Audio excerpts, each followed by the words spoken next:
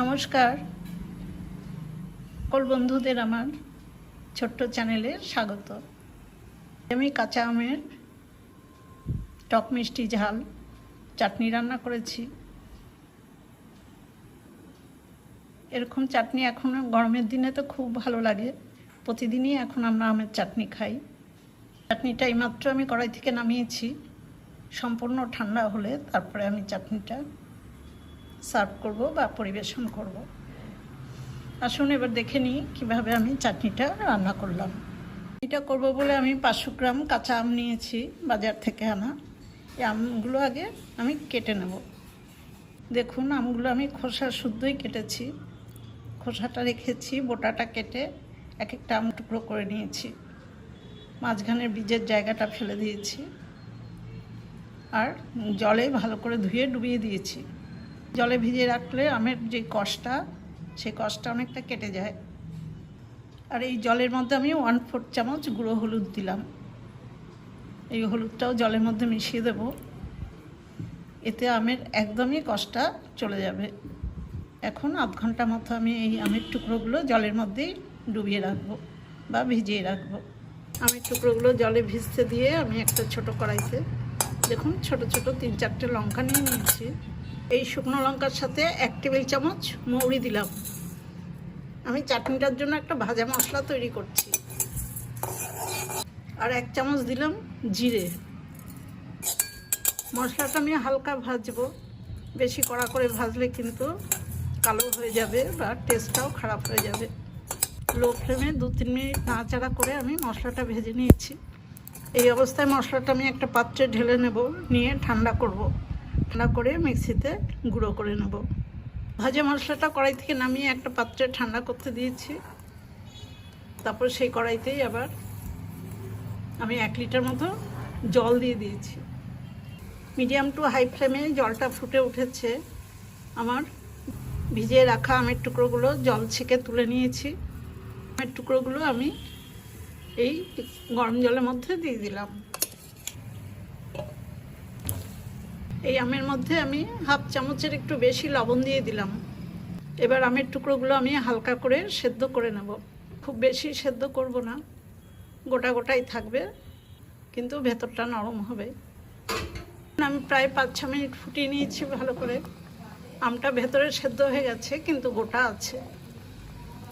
দেখুন এরকম অবস্থাতেই আমি আমটা একটা স্ট্রেনারে ঢেলে এই গরম জল থেকে আলাদা করে ফেলবো। আমের টুকরোগুলো একটা স্ট্রেনারে জল ঝরাতে দিয়ে দিয়েছি। আর সেই কড়াইতেই দেখুন আমি 1 ছোট চামচ সর্ষের তেল দিয়ে দিলাম। এটা গরম হয়ে গেছে, এবার ফোড়ন দেব। ফোড়নে একটা ছোট শুকনো লঙ্কা দিলাম আর 1/2 চামচ 5 ফোড়ন।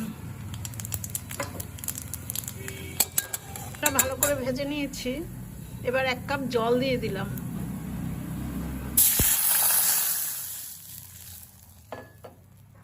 এই জলের মধ্যে 1/2 চামচ লবণ দিলাম আর 1 পিঞ্চ গুঁড়ো হলুদ।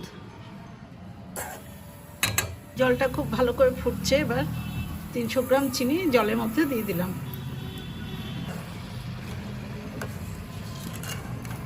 এই চিনিটাও আমি জলের মধ্যে খুব ভালো করে ফুটিয়ে গুলিয়ে নেব। মিডিয়াম টু হাই ফ্লেমে আমি চিনির সাথে জলটা খুব ভালো করে ফুটিয়ে নিয়েছি। চিনিগুলো একদম মিশে গেছে। জল ঝরিয়ে সেদ্ধ করে রাখা আমের টুকরোগুলো আমি দিয়ে দেবো। এখন আমি আবার কিছুক্ষণ এই আমগুলো চিনির শিরার মধ্যে ভালো করে ফুটিয়ে নেব, তাহলে আমের মধ্যে চিনির মিষ্টিগুলো ঢুকে যাবে।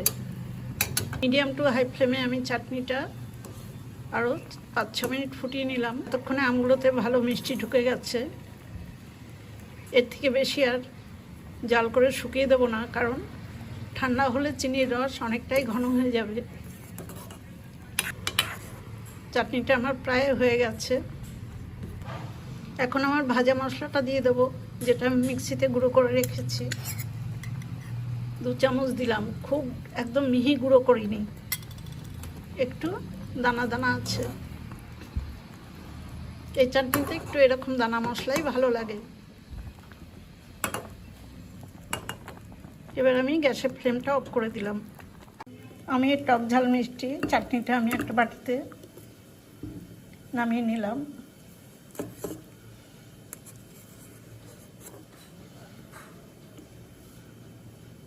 চাটনিটা সম্পূর্ণ ঠান্ডা হলে তারপরে আমি পরিবেশন করব। একটু পাতলা মনে হচ্ছে, কিন্তু ঠান্ডা হলে আরও জমে যাবে। আমার এই মশলাদার আমের চাটনির রেসিপিটা দেখে আপনাদের যদি ভালো লাগে তাহলে আমার ছোট্ট চ্যানেল রান্নার কি লাইক, শেয়ার, কমেন্টস এবং সাবস্ক্রাইব করবার জন্য অনুরোধ রইল। আজ এই পর্যন্তই। আগামী আবার কোনো রান্নার রেসিপি নিয়ে আমি আসব। আপনারা খুব ভালো থাকবেন, সুস্থ থাকবেন। ধন্যবাদ।